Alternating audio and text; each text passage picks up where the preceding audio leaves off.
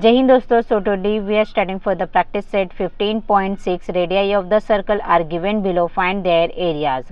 So now radius is given that and find the value of area of the circle.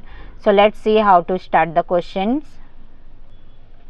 Now 28 centimeter, the radius of the circle is equal to 28 centimeter. Pi, now you assuming that 22 upon 7. Now other you can suppose that 3.14.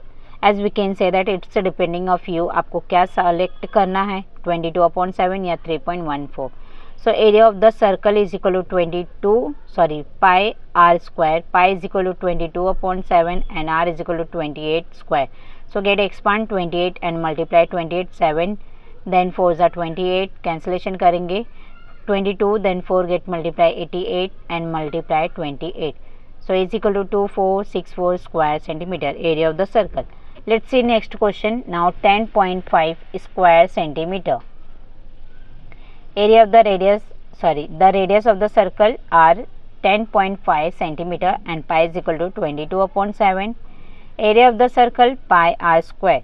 Now pi is equal to 22 upon 7 and r is equal to 10.5 square. Get expand 10.5, 10.5.